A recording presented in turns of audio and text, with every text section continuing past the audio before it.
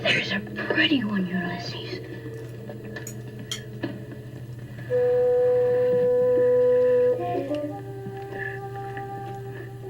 There it is.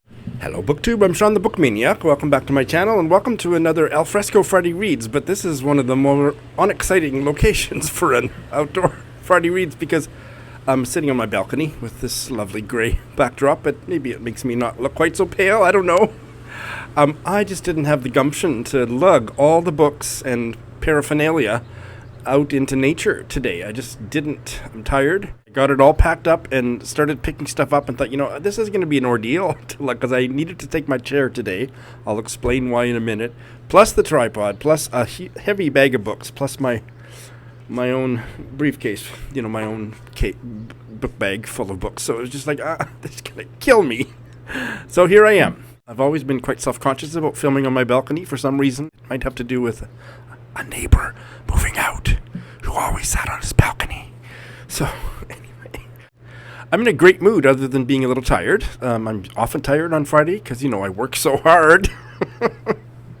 But no, I'm in really good twist. But the reason that I really wanted to bring the chair today, when I go out to that park just over there, is I filmed a book review a couple nights ago that just went up last night. It's about Cavita Bedford's novel, Friends and Dark Shapes. I filmed it at about 7 o'clock at night on the main walkway because the bench there was perfectly in shade. I filmed there when there was too much sun coming through the bushes behind me and it kind of washed everything out. But that day, at that time, it was perfect and I was so happy to film there. It kind of reminded me of a couple of bushes like that in Tokyo that I used to film. It was just such a green background. With this mic, I don't...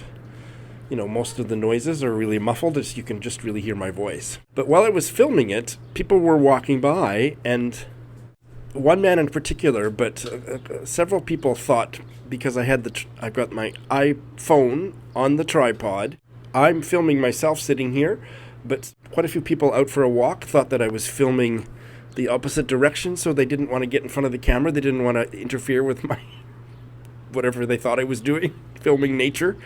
It happened enough, and with one guy, it happened. Like, he just kind of stood there with a funny look on his face while I was talking, doing my review, and as soon as he stopped, I felt self-conscious.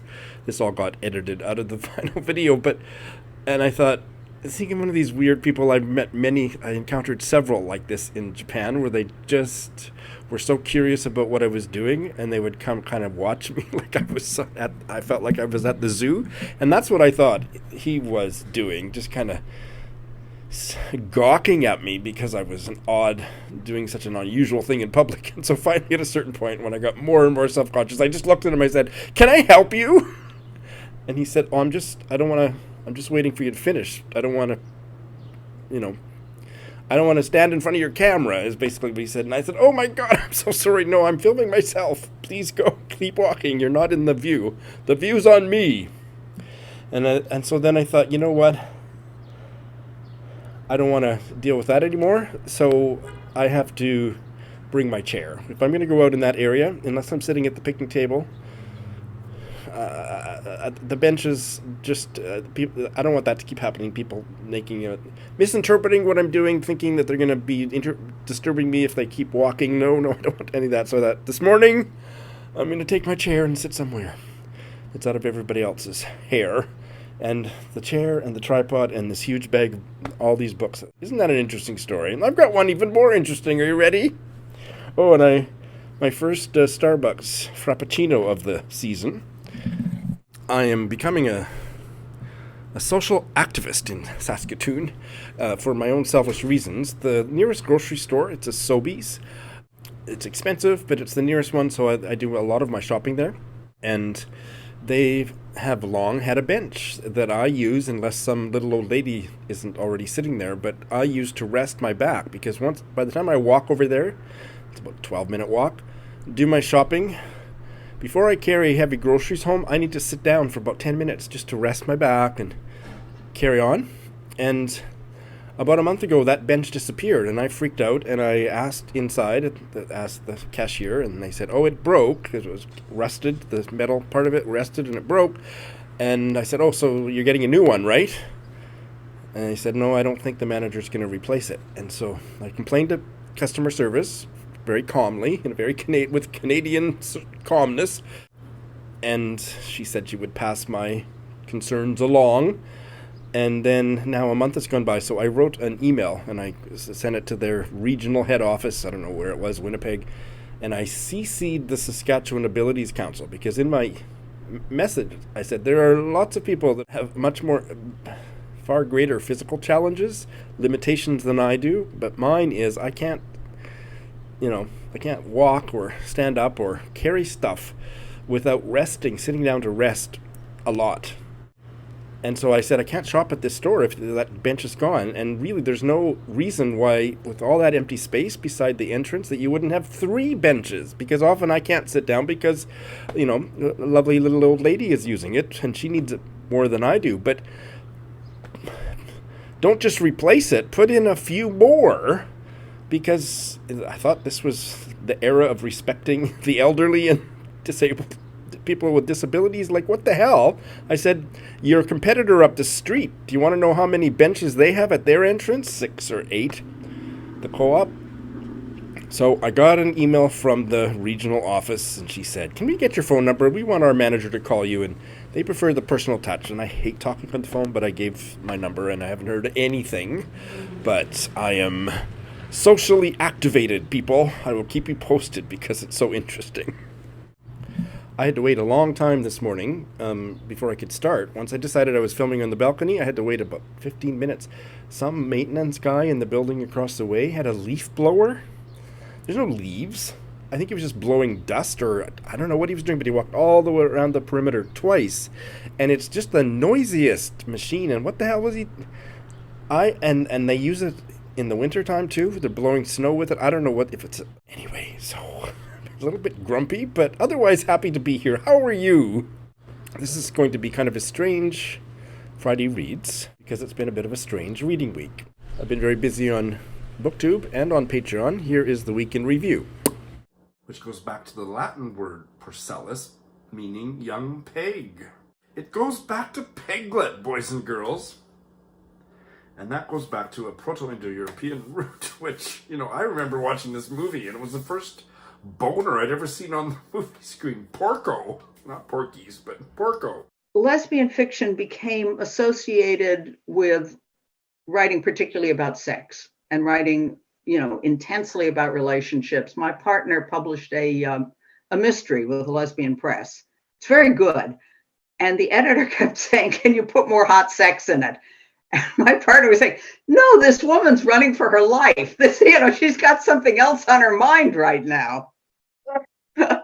And she loses herself with palpable love for everyone and everything she sees. She's not Buddha. I don't mean to say that she's Buddha, but she's just a very loving person. And that kind of a character can often make me woof my cookies. But it was done with such a light touch here, and I really adored her. To take a stand against the Nazis. And look at this copy. It was $1.50, and it could easily be a brand new book.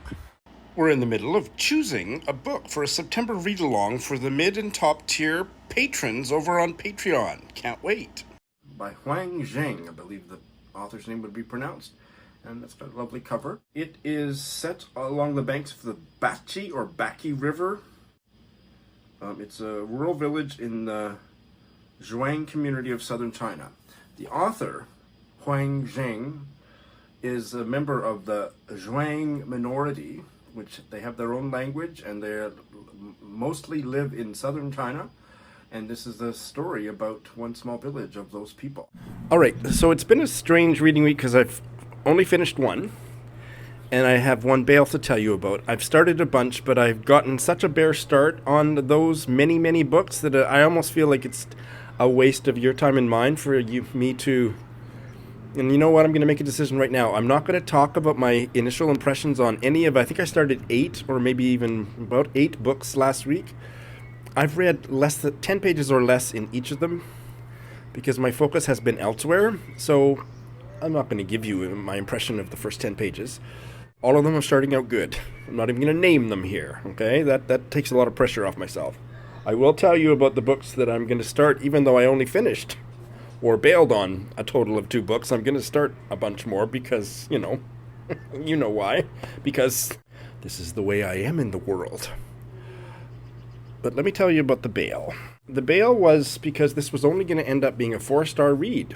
White Tiger by Aravind Adiga. I am doubling down. My new resolution is, if a book is not going to be a 5-star read, I'm going to bail more and more often because life is too short. 4-star books are disappointing books to me. Books should be, I don't mean perfect because I don't do that. For me, a 5-star book is not a perfect book. It's a book that is perfect for me.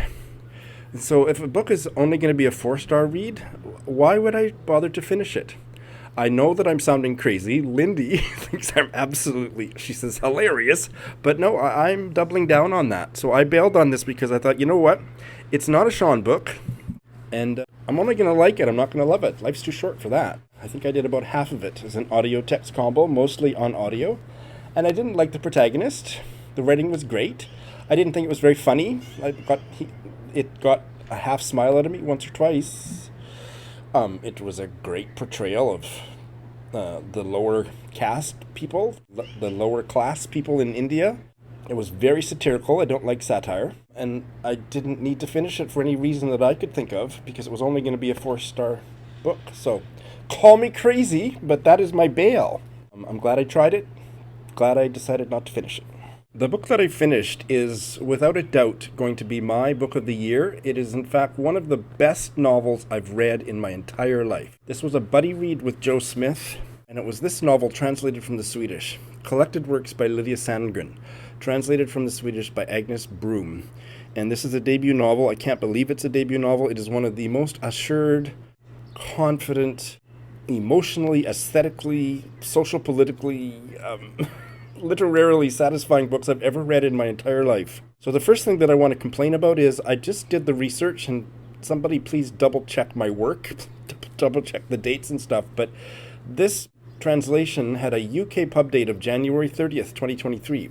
And as far as what I've found online today, any book published in the UK up until April 30th, 2023 was eligible for the International Booker Prize that just concluded a week or 2 ago. And this wasn't even on the list. So that is just unconscionable. But, I mean, I don't know if the publisher didn't submit it. I'm going to talk to Eric about it. I'm going to send him an email and get his thoughts on it. Because for this book, not to make the short list, for this book not to win the prize, it's just a crime. Oh, my God. So I'm going to do a full review. So that's why it's going to be kind of a weird Friday Reads, because I'm going to talk about this book without telling you too much about it, and I am going to do a full review quite soon, because nobody has done a full review on BookTube. I don't think anybody else on BookTube has read it.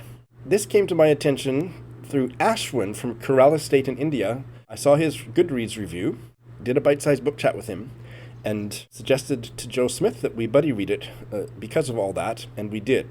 With Joe's permission, I'm going to tell you that she loved it just as much as I did, maybe even more. I don't think it's possible to love it more than I did, but what she told me, and I'm going to share with you with her permission, is when she finished it the other day, she hugged the book.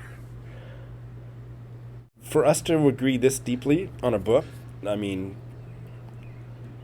it was one of the best buddy reads of my life because it was one of the best books of my life.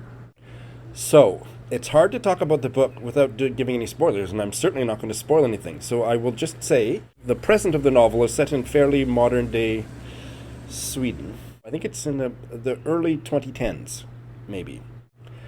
And Martin is a publisher and struggling writer, but he's mostly a publisher and a single dad. His wife, Cecilia, walked out and never came back, and they never heard anything about her or from her again. About a dozen years before. So he has 2 children. The oldest, Raquel, is university age, so she'd be about 18 or 20. And so she would have been, I'm not sure about the dates or how long, but because she seemed like she was about 10 when her mother walked out. And the younger brother, he was just a baby. And so we meet the family, a dozen years, 10 years later, and it's hard not to be curious about what happened to the mother. Why did she leave? Where did she go? What's going on? But as a reader, you are so swept up with all the stuff going on in the present of the narrative that you're just absorbed by these characters. And then the other character that is off screen for the most part in the present, but is such an important character in the backstory, so he is also a main character of the novel, is Martin's best friend from childhood, Gustav, who has become a famous Swedish portrait artist. But you don't see him so much in the most present-day story, but he's such an important character in all the back stuff. So it jumps back and forth in time, and that's enough about the plot. I don't think I would say more about the plot even in my full review. This novel is about everything. It's about art, it's about creativity, it's about gender. Oh my god, what a it's pitch perfect. I don't want to overuse that word, but that is the best word. Pitch perfect take on gender and sexuality. Like, I'm speechless in the same way that I'm speechless about J.L. Carr's novella, A Month in the Country. But this is a 600-page novel that tackles so much of the same themes in a much more expansive way. Oh my god, it was just an incredible book. It just obliterated me. Like, by the time I got to the halfway point, I was dreading it ever ending. Now, it's not for everybody. I have a friend who said she thought it was too long, and I said, oh my god, it's not long enough for me. And that was when I was at the halfway part. And by the time I got to the last 100 pages, and there was so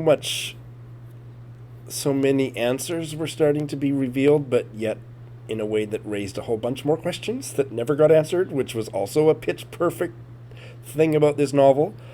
I got so emotional turning every page that I would text. I would say, I'm at the bottom of this page and I'm terrified to turn the page and find out what's going to happen next. It was perfectly balanced between being a character-driven novel and being a real, almost like a mystery, and you know me and mysteries, but a really literary, I mean, it's not a mystery of who killed who, but not a murder mystery, but a mystery of what happened to Celia and why did she leave? And for it to be such a profound treatment of these big themes, settling for a job, postponing your dreams, letting your dreams become kind of desiccated. And the title, Collected Works, once you realize what that is, oh my god, I almost needed psychological intervention when I realized the meaning of the title. Maybe there's not much more I can say in my full review. That is what I'm going to say now. I am outraged if this didn't get nominated for the Man Booker Prize, because it seems like the publication dates would have meant it should have been nominated. And I am not an influencer with a wide reach, but I am going to be evangelizing about this novel forever from now on. So that really kind of overtook anything else I was reading and the emotional fallout of having finished it. And Joe and I are still checking in on the third day after we finished it with more to discuss. And I think we're going to reread it. We're probably not going to do such a structured buddy read, but I think both of us want to reread it and probably reread it and discuss it again. It was that rich of a reading experience. I'm just obliterated by it. It's one of the best novels I've ever read. In terms of the books that I started, the only thing that I will say is there was a novel, I'll put up the GIF, that I thought was by an Indigenous writer that had a lesbian storyline. And Lindy brought it to my attention that it wasn't. So it was basically somebody who had, a great grandparent who was Métis or something.